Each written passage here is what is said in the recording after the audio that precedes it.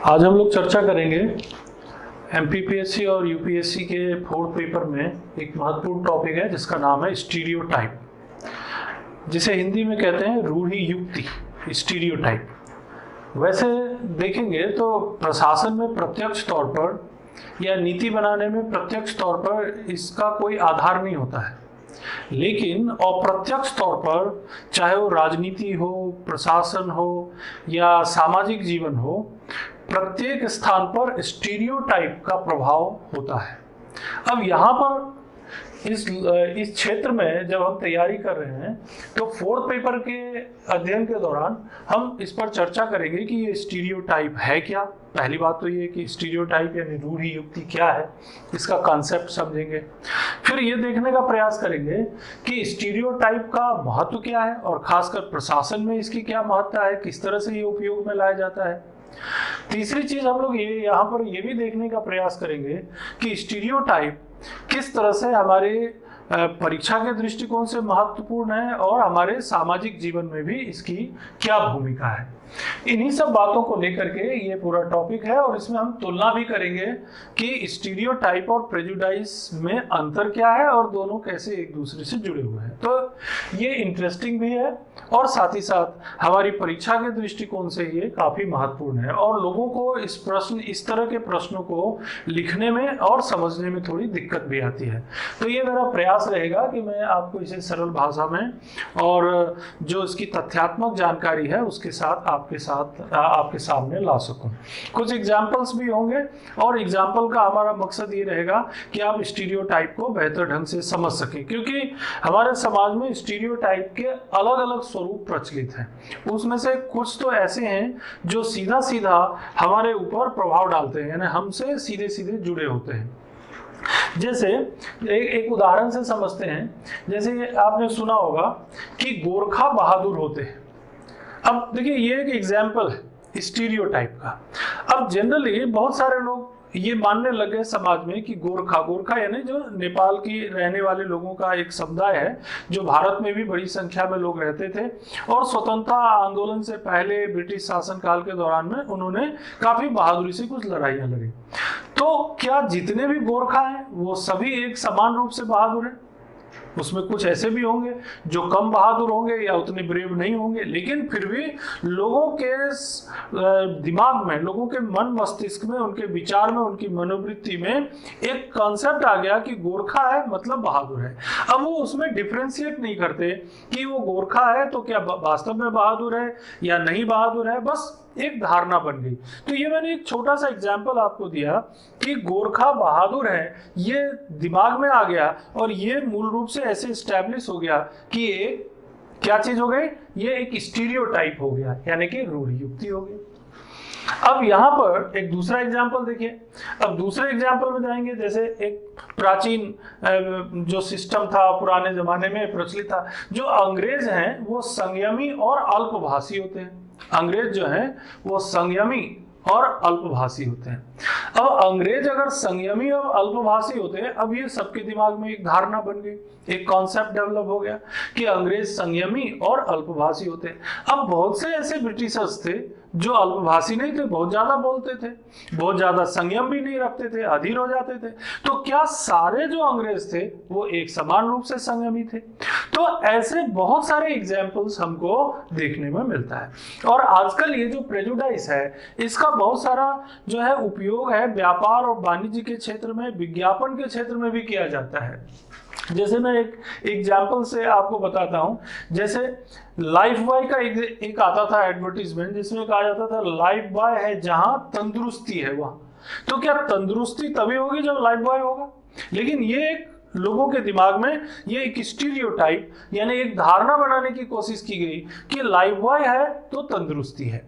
कहने का मतलब ये है कि हमारे व्यवहारिक जीवन में, प्रशासनिक तौर तरीकों में, नीतियों के निर्माण में और बहुत सारी जगहों पर स्टीरियोटाइप का कॉन्सेप्ट कहीं न कहीं प्रत्यक्ष या अप्रत्यक्ष रूप से आता है। तो इसीलिए फोर्थ पेपर जब हम अध्ययन कर रहे हैं तो इसको हमें यहाँ पर काफी गहराई से देखना पड़ेगा। अब सवाल ये उठता है कि इसे डिफाइन कैसे करते हैं। तो आइए देखते हैं डेफिनेशन क्या है इसकी। तो कार्डवेल एक विद्वान है, साइकोलॉजी के क्षेत्र में इनकी काफी महत्वपूर्ण भूमिका रही है, और इन्होंने इसे डिफाइन किया। क्या कहा इन्होंने? A stereotype is a fixed generalized, over generalized, not only generalized, over generalized यानी जनरलाइज से भी ज्यादा। A stereotype is a fixed over generalized believes about a particular group और क्लास ऑफ पीपल, यानी कि एक निश्चित समुदाय या समूह के लोगों के बारे में एक ओवर जनरलाइज, एक सामान्यीकृत विश्वास उत्पन्न कर दिया जाना क्या हो जाता है? स्टीरियोटाइप। एक पूरा समूह है, उस समूह के बारे में एक ओवर जनरलाइज, एक सामान्य दृष्टिकोण बना दिया, एक जनरल व्यू बना दिया कि ऐसा होता है, ये व्यक्ति इस पर्टिकुलर क्षेत्र का है इसीलिए ये इंटेलिजेंट होगा, ये इस राज्य का है इसीलिए इस तरह का व्यक्ति होगा। यानी एक पूरे समुदाय के या समूह के लोगों के बारे में एक बिलीफ विकसित कर दी जाती है। इस तरह से इसको डिफाइन किया गया। अगर इसके थोड़े से और आगे बढ़ते तो देखिए आप, अब इसको क्यों विकसित किया? क्योंकि इसके इसका दो तरफा इम्पैक्ट आता है। कभी इसका एडवांटेज भी देखने को मिलता है और कभी डिसएडवांटेज भी देखने को मिलता है। एडवांटेज यानी कि फायदा क्या होता है? enables us rapidly to the situations, यानी किसी परिस्थिति को तेजी से समझने में ये हमारी मदद करता है। कैसे क्या मदद करता है? कि उस सिचुएशन को हम तेजी से समझ सकें, क्योंकि पहले से एक स्टीरियोटाइप बना हुआ है, एक पहले से एक सोच बनी हुई है, उस सोच के आधार पर आप एक अंदाजा लगाने की क्षमता विकसित हो जाती है। तो enables us to think rapidly to the situation, उस पर्टिकुलर जो सिचुएशन है उसके बारे में तेजी से सोचने में हमारी ये मदद कर देता है स्टीरियोटाइप। सही होगा या गलत होगा, तो इसमें यहाँ पर ये एडवांटेज के दृष्टिकोण से बताया कि आपके बारे में पहले से एक स्टीरियोटाइप है, उस समूह के बारे में आप तेजी से सोच के निर्णय ले सकते हैं। लेकिन कई बार ये घातक होता है क्योंकि ये डिसएडवांटेज भी है इसका। अब क्या करते हैं, आपने तो पूरे समूह के बारे में सोच के ले लिया निर्णय, लेकिन उस समूह के सभी व्यक्तियों में उसी तरह का गुण, उसी तरह की कैरेक्टरिस्टिक मौजूद हो, ये जरूरी तो नहीं है। गोरखा बहादुर होते हैं स्टीरियोटाइप, तो क्या सभी गोरखा बहादुर होते हैं? क्या उसमें से कोई ऐसा नहीं हो सकता जो उतना बहादुर नहीं हो? जैसे एक स्टीरियोटाइप हो गया कि महिलाएं सामान्यतः नाजुक होती हैं और बहुत कठिन कार्यों के लिए उपयुक्त नहीं होती। अब आप देखिए यहाँ पर एक स्टीरियोटाइप है इंडियन जो सिचुएशन है उसके हिसाब से, लेकिन अब इसके आधार पे आपने एक निर्णय ले लिया कि जो महिलाएं हैं वो जो है ट्रेन का ड्राइवर बनने के लिए उपयुक्त नहीं है, इसीलिए हम उनकी भर्ती नहीं करेंगे। ये ह्यूमन राइट्स का भी इशू हो जाता है। इसके ऊपर इंटरनेशनल जो हमारा ऑर्गेनाइजेशन है ह्यूमन राइट्स का, उसने इस पे ऑब्जेक्शन भी किया कि आप इस तरह से जेंडर स्टीरियोटाइपिंग अगर समाज में प्रचलित है तो भेदभाव नहीं कर सकते। तो वो एक अलग बात है, लेकिन देखिए समाज में तो प्रचलित है। अब बहुत समय तक क्या हुआ कि चाहे वो सेना में भर्ती करना हो, चाहे वो रेलवे में ड्राइवर बनना हो, या इस तरीके जो रात्रि काल के बहुत सारे ऐसे जो कार्य होते हैं उनमें महिलाओं को भर्ती नहीं किया गया, जिसके कारण से क्या हुआ कि जो महिलाओं का जो प्रतिनिधित्व रिप्रेजेंटेशन है बहुत सारी सेवाओं में कम रहा। फिर धीरे धीरे ये जो स्टीरियोटाइप है इसमें चेंज आया। फिर कई जगहों पर महिलाओं की भर्ती सेना में की गई, कई जगहों पर महिलाओं को ट्रेन का ड्राइवर बनाया गया, कई जगहों पर महिलाओं को ऐसे कठिन पुलिस की बहुत मुश्किल ड्यूटीज में रखा गया और देखा गया कि वो भी उतनी क्षमता से काम कर सकती हैं जैसे पुरुष करते हैं। तो ये स्टीरियोटाइपिंग में चेंज आ गया। यानी कि कई बार स्टीरियोटाइपिंग जो होता है वो नुकसान भी पहुंचा देता है। क्यों? क्योंकि आप पूरे समुदाय के लिए एक समान रूप से सोच लेते हैं, जबकि उस समूह या समुदाय के बहुत सारे लोग उस स्टीरियोटाइप या थॉट से कुछ अलग हटके भी हो सकते हैं। मेरे विचार से अभी तक मैंने जितने एग्जाम्पल दिए, महिलाओं के संदर्भ में, गोरखा के संदर्भ में, लाइफ बॉय के संबंध में, उससे आपको ये पता चल गया होगा कि स्टीरियोटाइप के कितने सारे एग्जाम्पल हमारे समाज में प्रचलित हैं। आप खुद भी सोच के देख लीजिएगा और आपको रोजमर्रा की जिंदगी में भी इसका सामना करना पड़ेगा। यहाँ पर एक और आगे बढ़ते, जैसे इसकी डेफिनेशन से आगे निकलते हैं, तो देखिए ये जो डेफिनेशन है इसमें इसको और थोड़ा बेहतर करने की कोशिश करते हैं। तो लिपमैन नाम के एक विद्वान है, इन्होंने काफी अध्ययन किया स्टीरियोटाइप के ऊपर और उन्होंने अपनी एक किताब लिखी थी पब्लिक ओपिनियन। 1922 में ये बुक पब्लिश हुई थी, पब्लिक ओपिनियन नाम की ये किताब थी। और इस किताब में वाल्टर लिपमैन ये विद्वान है, इन्होंने जो डिफाइन किया स्टीरियोटाइप को, वो समझने में हमारी और मदद कर सकता है।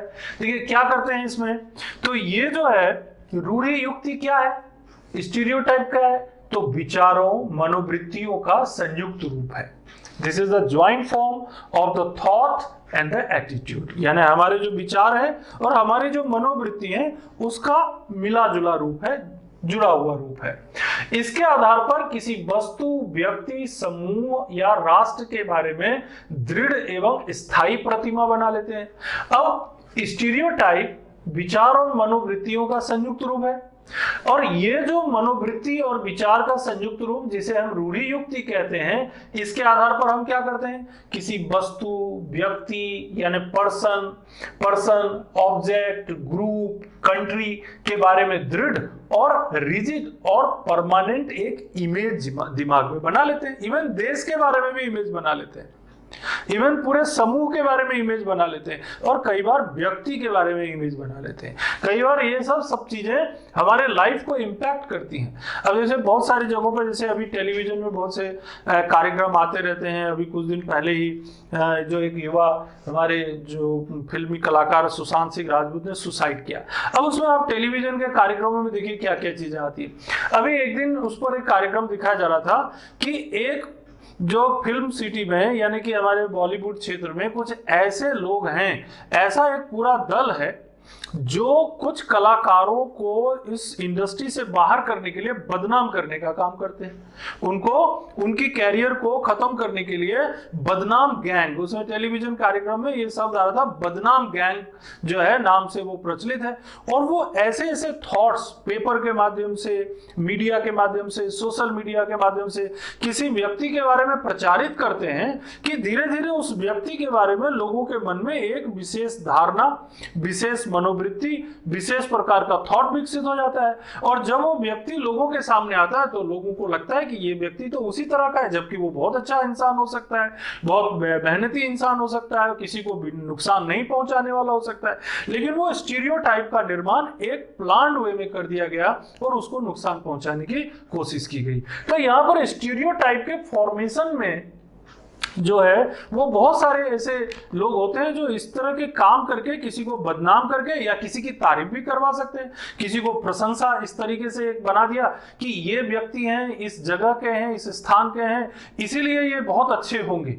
जरूरी नहीं है कि उस स्थान का वो व्यक्ति बहुत अच्छा होगा, लेकिन एक स्टीरियोटाइप लोगों के मन में एक थॉट, एक मनोवृत्ति विकसित कर दे और वैसा वो जो लोगों को लगने लग जाता है। तो इस तरह से हम क्या करते हैं, विचारों मनोवृत्तियों का संयुक्त रूप, इसके आधार पर किसी वस्तु, व्यक्ति, समूह, राष्ट्र के बारे में दृढ़ और स्थायी प्रतिमा बना लेते हैं। लेकिन ध्यान रहे, जब स्टीरियोटाइप की बात करेंगे तो यह गलत तथ्यों और अतार्किक चिंतन पर आधारित होता है। बट द एटीट्यूड, जो हमने इमेज बना रखी है, वो जो एटीट्यूड का फॉर्मेशन एक इमेज के रूप में हो गया, वो जो इमेज बना रखी है उसके पीछे के जो तथ्य हैं वो गलत थे, फैक्ट्स गलत थे, इरेशनल थे और तार्किक थे। लेकिन आपने उस समूह के बारे में, उस देश के बारे में वैसी ही एक धारणा बना ली और उसके आधार पर आप एक्शन करने लगे। हर एक समूह, जो भी समुदाय होता है हमारे समाज का, वो दूसरे समुदाय के बारे में इस तरह की धारणा बना लेता है।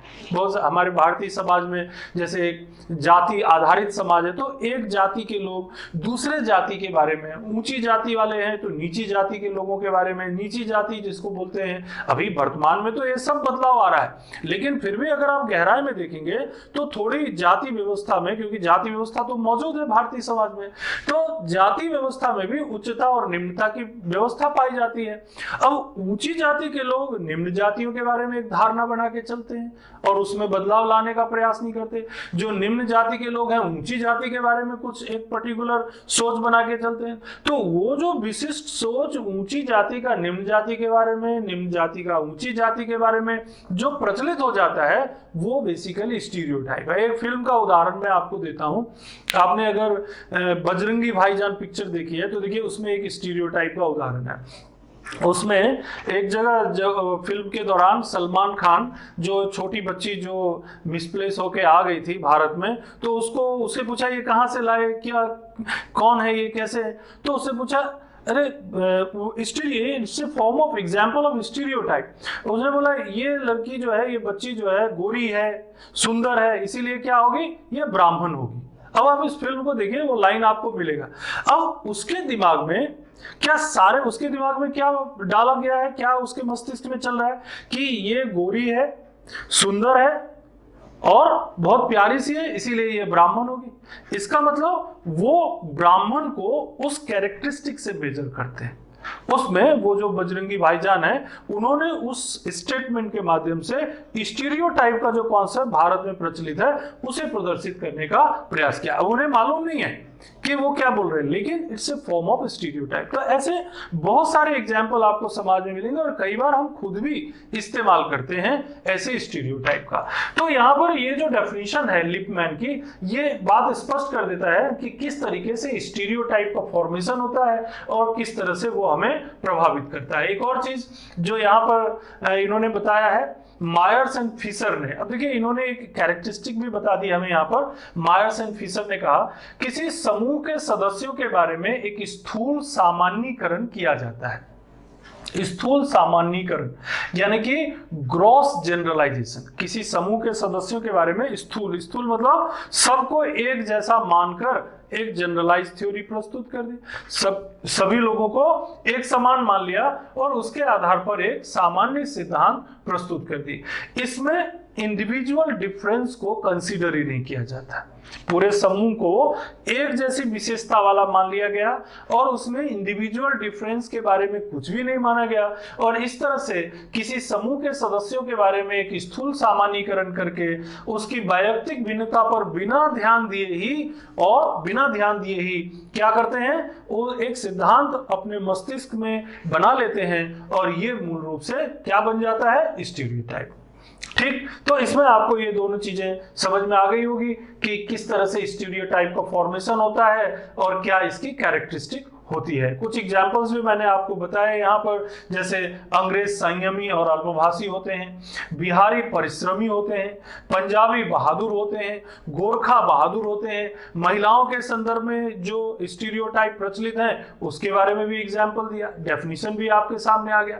अब यहाँ से निकल के आते हैं और आगे बढ़ते हैं कि इसकी विशेषता क्या है। तो अब आपको डेफिनेशन पता है तो आप इसे कैरेक्टरिस्टिक आसानी से बता सकते हैं। देखिए कैसे कैरेक्टरिस्टिक निकालेंगे इसमें। तो पहली कैरेक्टरिस्टिक इसकी ये हो जाती है कि इसमें यानी स्टीरियोटाइप जो होता है ये एक स्थापित विश्वास होता है, एक एस्टैब्लिश्ड बिलीफ बन जाता है। और चूंकि एक स्थापित विश्वास बन जाता है तो इसे बदलना बहुत मुश्किल होता है। It is very difficult to change it, कि एक बार अगर ये स्थापित हो गया तो it is difficult to change, हम उसे बदल नहीं पाते। दूसरी बात ये हो जाता है कि ये इसमें क्या होता है, क्वालिटीज को एट्रीब्यूट कर देते हैं, यानी कि जो व्यक्ति के या समूह पर जो कुछ गुण है या कुछ विशेषता है उस पर आरोपित कर दिए जाते हैं, एट्रीब्यूट कर दिया जाता है कि ये विशेषता इस समूह की है तो ये इस व्यक्ति की भी होगी। यानी एक पूरे समूह की एक कैरेक्टरिस्टिक है। हमने बोला कि बिहारी परिश्रमी होते हैं, बिहार के लोग हैं वो मेहनती होते हैं, कितनी कठिन परिस्थितियों में, जटिल परिस्थितियों में मेहनत करते हैं, आगे बढ़ने की कोशिश करते हैं। तो क्या सारे बिहारी परिश्रमी होते हैं? क्या उसमें बहुत सारे लोग जो है काम चोरी नहीं करते होंगे? क्या सारे जो है एक समान रूप से आगे बढ़ने के लिए प्रयास करते रहते हैं? ऐसा तो नहीं है, बहुत सारे लोग ऐसा नहीं भी करते। लेकिन क्या हो रहा है यहाँ पर, जो क्वालिटी है पूरे समूह की, उस पूरे समूह की क्वालिटी को हर एक व्यक्ति को बराबरी से बांट दिया जाता है और वो गलत तथ्य और तर्कों पर भी आधारित होता है। तो कई बार हमें इसके कारण से व्यक्ति की जो इंडिविजुअल क्वालिटी होती है उसको समझने में दिक्कत आ जाती है। किसके कारण से? इस कैरेक्टरिस्टिक के कारण। क्यों? क्योंकि स्टीरियोटाइप समाज में प्रचलित है और आप उसी धारणा के आधार पर सोच रहे हैं, उसे तर्क और तथ्यों के आधार पर समझने की कोशिश नहीं कर रहे हैं। हो सकता है कि बहुत सारे लोगों में वो क्वालिटी पाई जाए, लेकिन कुछ ऐसे हो सकते हैं जिनमें वो क्वालिटी ना भी हो। फिर एक तीसरी चीज आती है स्थूल सामान्यीकरण, जो अभी एक डेफिनेशन में भी आपके सामने आया था। इस डेफिनेशन में आपको बताया गया था कि जो कैरेक्टरिस्टिक होती है उसका स्थूल सामान्यीकरण कर दिया जाता है। इसी तरह एक और विशेषता पर नजर डालते हैं। जैसे देखिए, स्टीरियोटाइप जो है ये विश्वासों का एक समूह होता है। विश्वास यानी belief, it is the group of the belief. विश्वासों का एक समूह होता है और वो पर्टिकुलर विश्वास किसी एक निश्चित समूह के बारे में होता है। और अलग अलग समूहों के बारे में जो अलग अलग विश्वास विकसित हो जाते हैं, उसके आधार पर समाज में बहुत सारे वर्गों का निर्माण हो जाता है, अलग अलग क्लासेस बन जाते हैं, जो वर्गों के निर्माण में ये विश्वास जो है एक महत्वपूर्ण भूमिका निभाते हैं। और एक कैरेक्टरिस्टिक देखते हैं कि अब जितने भी वर्ग बन गए, जो क्लास आपने बना लिया अपने एक थॉट के आधार पर, या कोई भी समूह है, उस समूह के लोगों ने दूसरे जो समुदाय है या समूह है उनके बारे में एक धारणा बना ली और उसके आधार पर वो अलग अलग वर्ग बन गए, अलग अलग समुदाय के अलग अलग क्लासेस बन गए। अब प्रत्येक समुदाय की अपनी कुछ कैरेक्टरिस्टिक निश्चित हो गई, कैरेक्टरिस्टिक उनकी विशेषता निश्चित हो गई।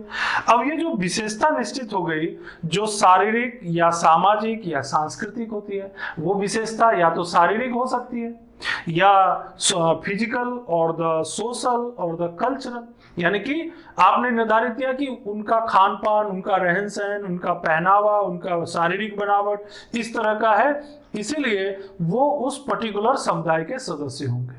अब आपने एक धारणा बना ली, ठीक, और उसके आधार पर आपने पहचान निश्चित कर ली कि इस तरह के खान पान वाला व्यक्ति, इस तरह के पहनावे वाला व्यक्ति, इस तरह की सोच रखने वाला व्यक्ति, इस तरह के आंखें या शारीरिक बनावट वाला व्यक्ति इस पर्टिकुलर वर्ग का होगा या समुदाय का होगा। अब एक धारणा बन गई हमारे मन में।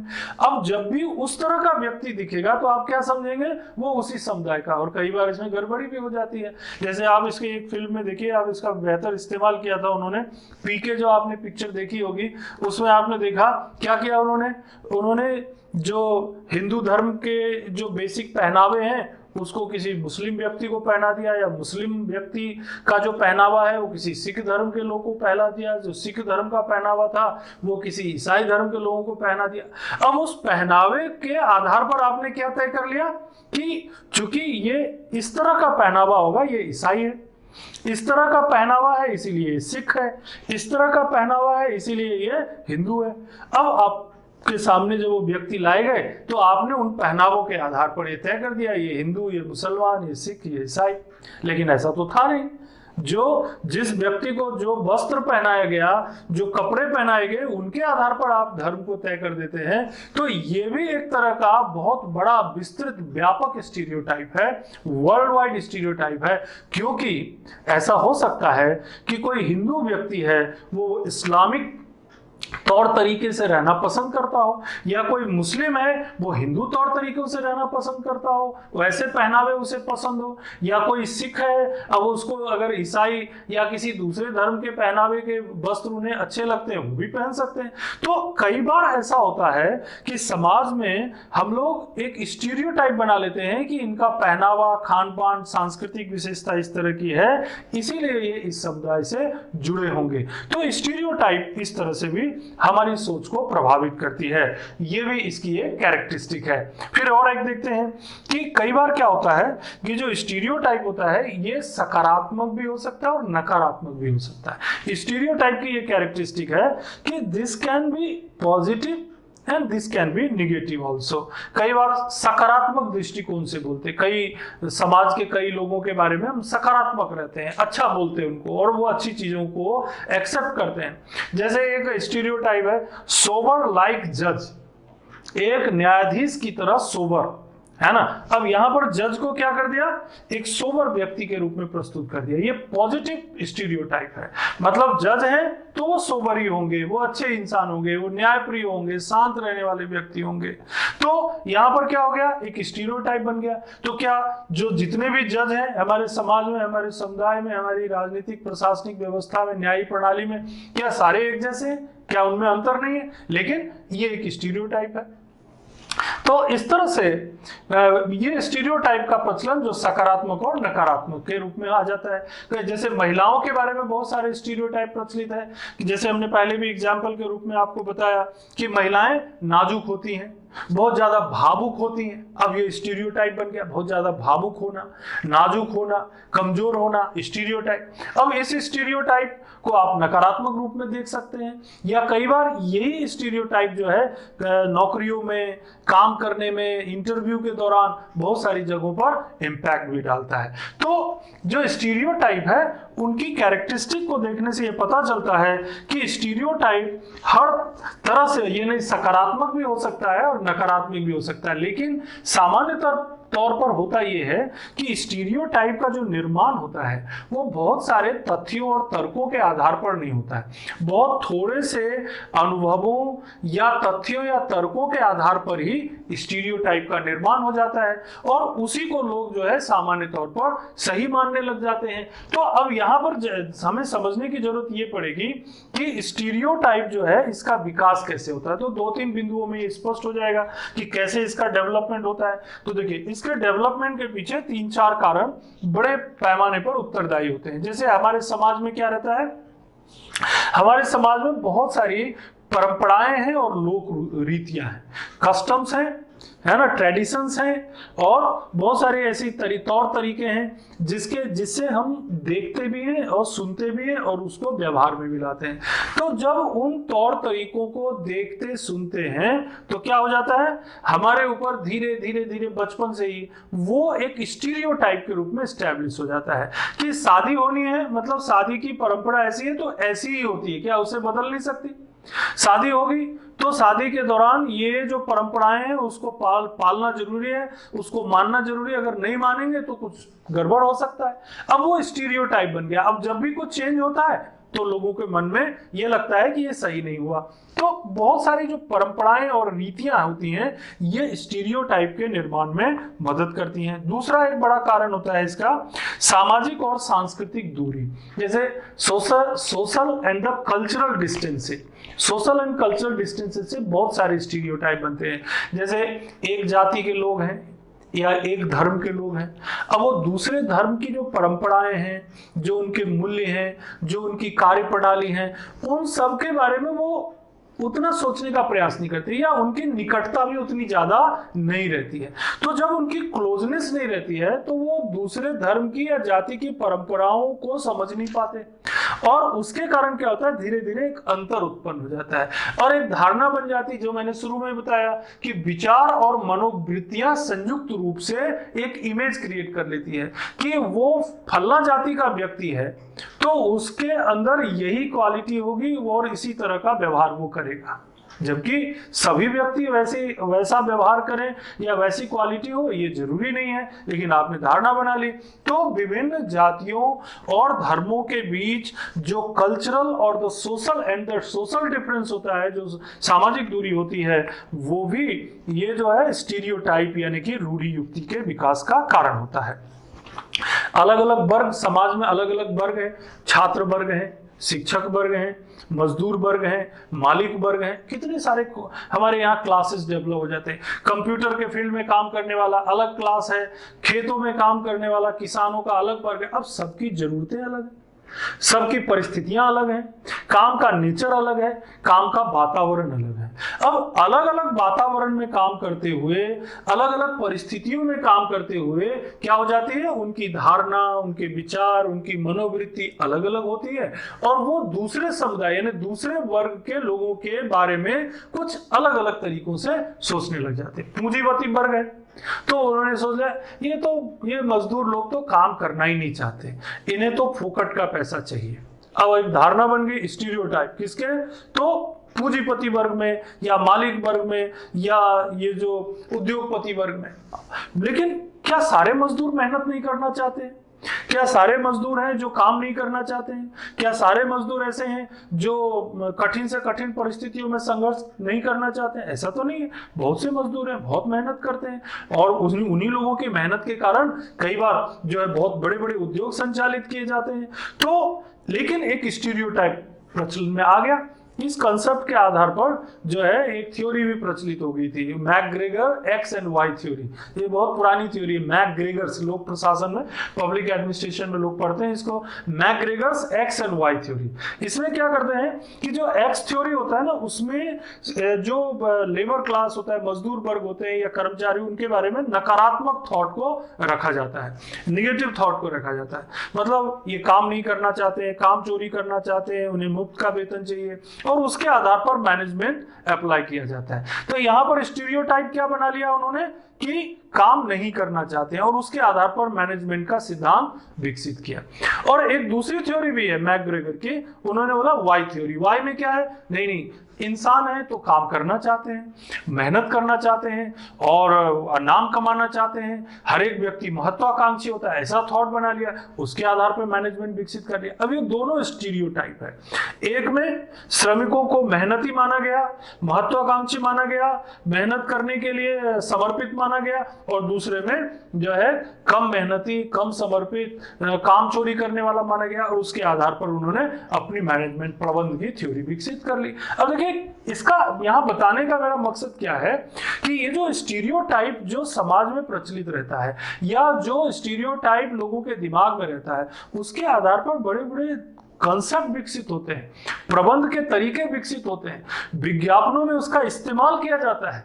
मनुष्य लोगों की उन कमजोरियों का उपयोग करके उन्हें मोटिवेट करने का प्रयास किया जाता है। तो यहाँ पर स्टीरियोटाइप को समझना इसलिए भी हमारे लिए जरूरी है। एक प्रशासक होने के नाते, एक प्रशासनिक अधिकारी बनने के समय में अगर हमें ये पता चल जाए तो हम इसका उपयोग आगे जब प्रशासन में काम करेंगे वहां आप कर सकते हैं इनका उपयोग, और इसके बारे में हम अलग से आपको बताएंगे भी और ये भी बताएंगे कि ये जो स्टीरियोटाइप और ये जो प्रेजुडाइस जो आपने पहले पढ़ा है, उन दोनों के बीच बेसिक डिफरेंस और एक रिलेशन भी है।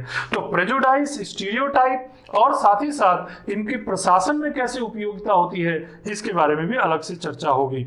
लेकिन यहाँ पर आपको ये भी बताना जरूरी है कि ये जो स्टीरियोटाइप है इसका विकास किस तरह से होता है। तो यहाँ पर आपको बता दिया गया कि ये सामाजिक और सांस्कृतिक दूरी के कारण भी विकसित होता है और साथ ही साथ समाजीकरण की प्रक्रिया से विकसित होता है। और ये एक और चीज इसमें होती है कि जब स्टीरियोटाइप का निर्माण होता है तो जरूरी नहीं कि बहुत सारे उसके लिए स्टडी किए गए हों, बहुत सारे लोगों का अनुभव उसके पीछे हो, बहुत सारे तथ्य को उसके सामने प्रस्तुत किया गया हो। क्या हो जाता है, थोड़े से लोगों के अनुभव, थोड़े से विचार, थोड़े से तर्कों के आधार पर क्या कर लेते हैं, हम स्टीरियोटाइप का निर्माण हो जाता है और रूढ़ियुक्ति का निर्माण हो जाता है और उसी आधार पर हम निर्णय लेने लग जाते हैं, कार्य करने लग जाते हैं। तो इस तरह से स्टीरियोटाइप के निर्माण की घटना होती है। तो यहाँ पर आपको ये समझने का मौका मिल जाता है कि स्टीरियोटाइप को डिफाइन कैसे करेंगे, इसके अलावा यहाँ पर स्टीरियोटाइप जो है ये इसकी कैरेक्टरिस्टिक क्या है, किन विद्वानों ने इस क्षेत्र में अपनी डेफिनेशंस दी है, विशेषताएं दी है, और साथ ही साथ इसका इंपॉर्टेंस क्या है। देखिए इंपॉर्टेंस तो हमने बीच बीच में आपको बताया भी है, लेकिन एक बार फिर से आपके सामने ले आते हैं कि स्टीरियोटाइप को समझने का फायदा ये होता है कि किस व्यक्ति के साथ कैसी अंतःक्रिया इंटरैक्शन किया जाए, how to interact with a person. किस समुदाय का व्यक्ति है, किस जाति का व्यक्ति है, किस धर्म का व्यक्ति है, किस क्लास का व्यक्ति है। आप इंटरेक्शन करते समय एक धारणा तो है आपके मन में, उस धारणा के आधार पर आप इंटरेक्शन कर सकते। लेकिन ध्यान रहे, स्टीरियोटाइप के आधार को पूरी तरह से सत्य नहीं माना जा सकता, सही नहीं माना जा सकता, वो गलत तथ्यों पर भी आधारित हो सकता है। इसीलिए आपको सावधान रहना पड़ेगा इंटरेक्शन करते समय कि हर एक व्यक्ति इंडिविजुअल है, हर एक व्यक्ति व्यक्तिगत है, उसकी कैरेक्टरिस्टिक उसके समूह से अलग भी हो सकती है, लेकिन फिर भी ये इंपॉर्टेंस तो है, महत्व तो है स्टीरियोटाइप का। दूसरी बात, इससे हमें सामाजिक व्यवहारों को समझने में मदद मिलती है। लोग कैसा व्यवहार करेंगे, किस समुदाय का व्यक्ति है, किस समूह का व्यक्ति है और कैसे व्यवहार करेंगे का अंदाजा रहेगा, एक थॉट रहेगी उसके अंदर, तो उससे आपको पता चल जाता है कि इस तरह का व्यक्ति है, इस समुदाय का व्यक्ति है, इसीलिए इसके साथ हमें इस तरह से व्यवहार करना चाहिए। तो आपको व्यवहार करने में समझ, जैसे एक एग्जाम्पल के लिए इसमें बताया गया, जैसे बताया कि राजनीतिक जो है वो व्यवहार, राजनीतिक जो होते हैं वो अवसरवादी होते हैं, है ना, अपॉर्चुनिस्टिक होते हैं। अब आप किसी राजनीतिक से बात कर रहे हैं, पॉलिटिशियन से बात कर रहे हैं, अब क्या करेंगे, आप जो भी बात वो बोलेंगे आपको उन्हें भरोसा दिलाएंगे, आश्वासन दिलाएंगे कि आप जो है हम बिल्कुल आपका काम कर देंगे। अब आपके मन में चलता रहेगा, क्योंकि आपको स्टीरियोटाइप तो है कि ये राजनीतिक है, आश्वासन देंगे, भरोसा देंगे, लेकिन करेंगे कि नहीं ये पता नहीं है, आपके मन में चलता रहेगा।